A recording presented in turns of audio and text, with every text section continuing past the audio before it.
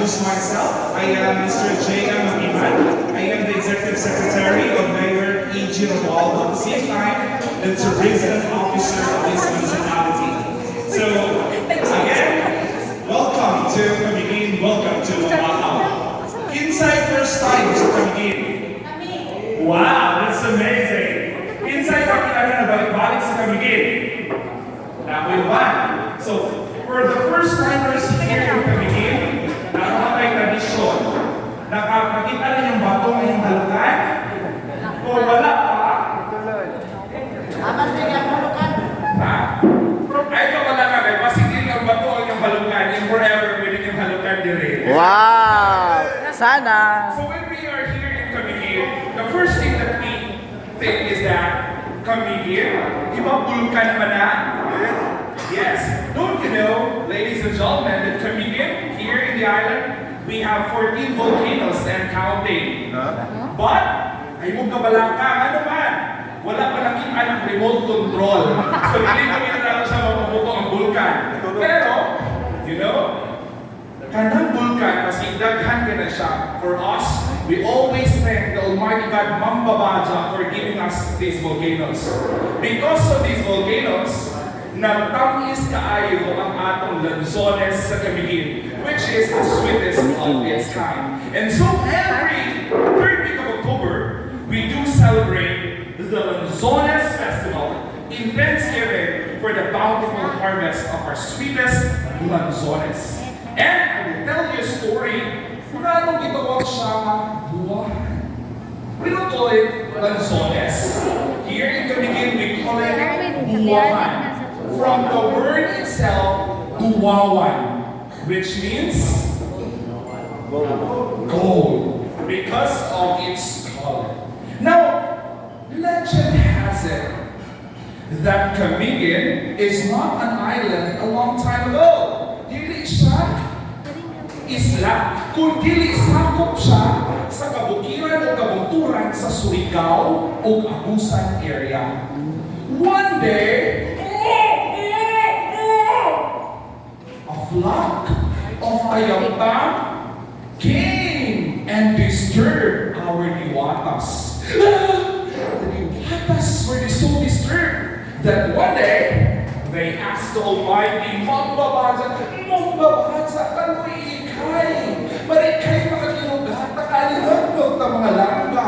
And so they asked Mambabaya to let them carry their mountains. And so, Mambabaya agreed.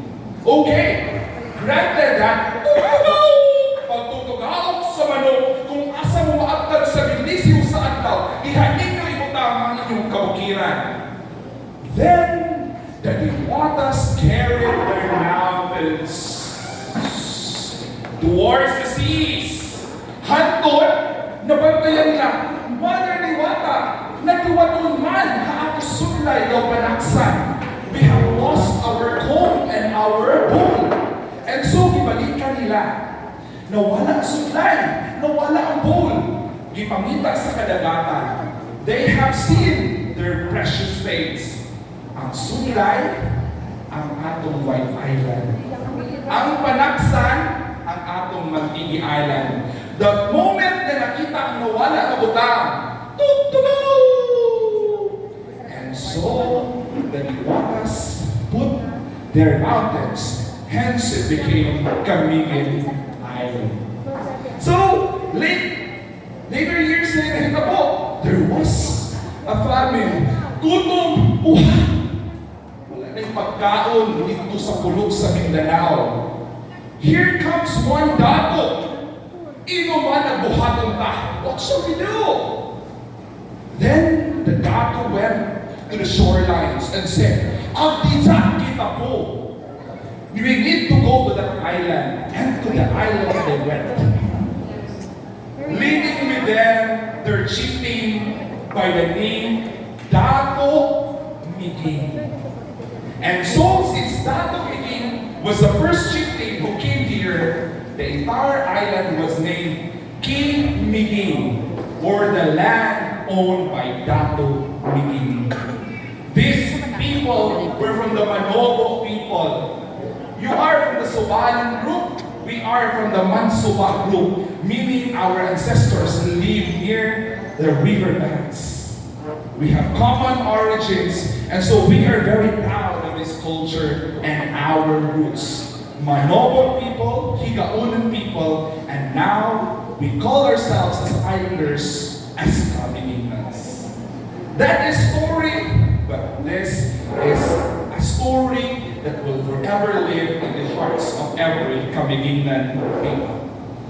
The next thing is, every Lanzones festival, we celebrate not just in Thanksgiving of the bountiful harvest, but also of one story. And that story goes, one day, nagdagandagan ang buha ka bata until, uy, may langka! They followed the bird into the vast forest until they were lost. Pagkawas sa daming langgam, usala siya pagkabusaw. Usakas elemento mamukuhaw mga bata. Then one of the children who were there were captured and brought into the inner part of the forest. The bailants were cold, and so they performed, "Oh, Magpabaya! Oh, Magpabaya!" They performed the rituals to appease the busaw, but heard nothing. And so they sought for the help of the diwatas. Ikay na puntaan, tasamaw pinantajan, kahabuhanan, ikay kalilaan. And so on the third day of their ritual, the diwatas came, bringing with them a certain fruit that they don't know what it is. And so with instructions, you give this to the tagbusaw, and the tagbusaw will release the child. And so the villagers went into the forest bringing the fruit and offered it tagbusaw. Right there and then, ang bata, gibuhian. And in celebration, we remember that certain event, ang kadaugan sa mga CAMIGUIN, ang paghatag sa Lanzones. And so, we celebrate the Lanzones Festival every 30th of October. Now, CAMIGUIN, it's not only about stories, it's about the destinations that you will visit starting tomorrow. It's not just about tourist spots, natural environment, it's also something about culture, something about heritage, something about food, and of course, something about its people. Ila-ilahan ninyo ang usa ka CAMIGUIN nun. Kaya basig kayo forever naragrinay. Ayaw lang mo pulihin. Pero basig madugangan. Pwede ba? Okay, so starting tomorrow, you will have to go around the island. Remember all these stories because it is then that you will realize you will be in White Island. That is the supply of the Diwata. You will be in Matigi Island. That is the bowl of the Diwata. You will see Mount Kibo-Kibo. Ay kapalaga, ay hatag na mo ang remote ugma. Pero kamo na mamita sa battery. Ha? Okay. You will see Mount Kibo-Kibo. But you know, our grandparents would say, inanha na siya, kilo, pero pag mubuto, mugaya. But for us, then again, it is a blessing. We are actually anticipating nga ang atong inaiyahan makabuno na isang pag-usap. Because our Lanzones is sweetened by its natural ash. Pati ang among uban ng mga lagot is tungkol sa bulkan. You will visit Katibawasan, a place long before that is a place of beheading. No? Kinasilutan ka ni Adto, na naman, Katibawasan is a sad place of two lovers with a forbidden love. Gano'n ba mga anak, sir? Kanang iyang higugma pero babagan mo? That's the story of Katibawasan. Nga ang iyang hinigugma, ipaputlan ng griyog sa Katibawasan. That's a story for old people. Until one day, I will tell you, do you believe in Yamas Treasure? Yamashita's treasure. Ang uban na we have a story like that, and we have uncovered a lot of treasures already. In the year 1983, so was the legend of Kakimawasan that we thought it was all along a legend, but it's actually a true story. Yes. And so we will go to Wasan Falls, to Soda, and to all of this. But never forget to visit the old church and the sunken cemetery. It's not a sunken cemetery, but it's a sunken town. It is an Atlantis of the Philippines. Granted that in the history of Camiguin, it was the old settlement. And in that settlement, ladies and gentlemen, we have there our first church, our first community, our first cemetery, so on. It was the place where everything happens in a daily living.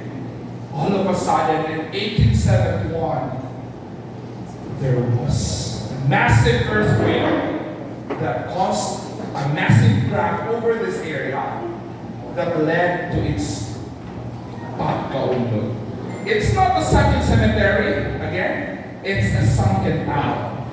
We remember the cemetery because it is a burial ground of their ancestors, but more to that, it is actually a town. It is an Atlantis of the Philippines. Pero, ay mo kabalaka kay daghan ng tugma ang dihati lubong, no? Kaya nagsaad sila nga diha sa Camiguin kay naay tulaw, kung daghan ng tugma nga diha lagi pagilubong, no, sa Sunken Cemetery. And never forget also to visit our old church. It's not the oldest, but it is one of the best here in the island. A testimony that Camiguinons are so generous. Why? Because it was built through the generosity of the Catarmanos. The priest would say, kinsa itong maghalag sa mga bato, may mauna dito sa kahaan sa langit. So pagkahugma, dahil may naghatag mga bato, iingon na po rin pagkahugma pa rin. Kung kinsa itong maghatag sa itlog, kaya ang itlog man ang pamilit na itong mga coral stones. Makita na ninyo ang visit mo. Mao'y mauna gyapon sa kahaan sa langit. One day, naisa ka ba na nagsipangan? Nagsipangan man siya. Kay pati ang iyang itlog gihalad. Ang itlog is pagaran. Nalilihan yung itlog. Kamusta ka sa wala talaga. But anyway, that's the story. But just try to imagine that this structure, they were able to build this with just the efforts of our locals and offering thousands or even millions of eggs just to build this church. Camiguin itself is also home to the best foods. Before you leave Camiguin, Mayor, you try our surol. It's like a chicken curry, but we have a very special way of cooking it. Try also our kinilaw with tabon-tabon. I don't know if you know what good apple is. Tabon-tabon. Tabon-tabon. Lahat ko itong itabon-tabunan. Ha? Malay ito siya. So, kaya tabon-tabon, wala siyang Picasso, kay kanon. Kasi isa, tabon-tabunan dito siya. Okay. Next, try also our tagupo. It's a delicacy here in Camiguin, a spring chicken of which pati ang sumo sa manok, ang kuko, ang nakiil, kanunin mo siya together with the bones. Try also our pinotos. Try also our Camiguin pastel. I know you already have tasted it. Try also our sinaki. We have a lot. When we go to a certain place, it's not just about culture, it's not just about heritage, it's not just about nature, but also about tasting their best delicacies. Okay? Pero basta kung hindi na nakakalahin mga delicacy, napataan na, okay? Kaya naabot itong baho-baho na delicacy.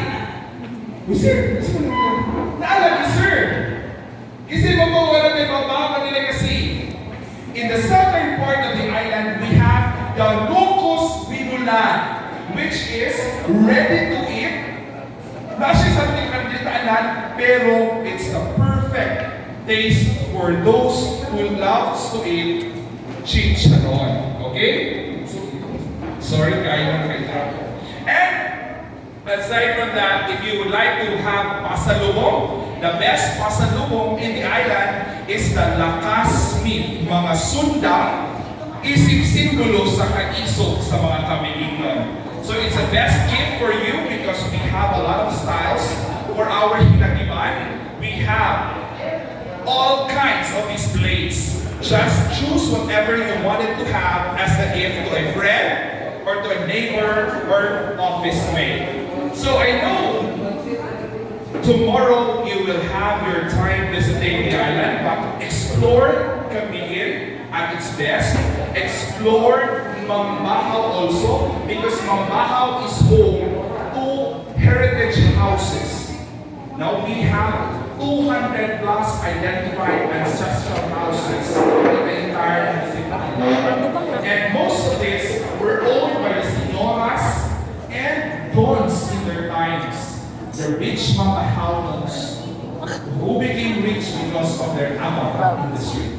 So with that, again, thank you very much. No? Thank you very much for choosing Camiguin. Thank you very much for choosing Mambahaw as your place of destination. I hope and pray that you will enjoy everything in here.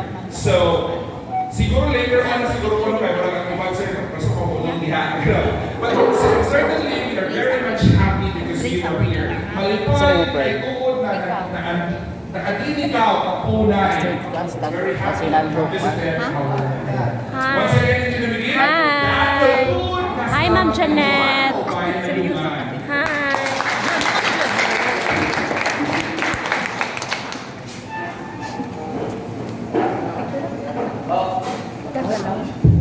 Okay, so daghan kay salamat po Sir GM, ang Executive Secretary at the same time our Tourism Officer of Camiguin Island. Okay, so nakamoy nakatunan. No, kay basi kiniguli og mapuhon mamutana ang ato ang mayor. No ngano gitawag kini Camiguin tapos watay katubag. No basta hindi tatagaan o kining sa basay pauli. So ugma na exam no ang ato ang Executive Secretary Saan, atang Municipal Administrator na siya basta ikuha mo, surprise siya ang mga pangutana. So na yung mga pang-preview of course. Okay, so hoping maayo lang tanan no, sa inyong pagpangabot sa atuang bibisita na dapit na diin atuang paghahimuon ang pagtutlo kung sa amay na pagtagod dito sa atuang malambuon ng Osvaldo na lungsod sa Vincent Sasagon. So, kung okay ang tanan, tagaan, kung ka pakpak, really go! Ako may pakpak, tinato pa ka ng punod. Balik, tulo ka pakpak, really go! Okay, so press mo na ako, gigutom ko dahil mo. So, for that, no, before daw padayon sa ato ang kalihugan, ato ang gihangyo ang ato ang LCR, ano sa paghatag sa ato ang pag-ampo alang sa pagkaon. So, requesting everyone to please stand for the prayer.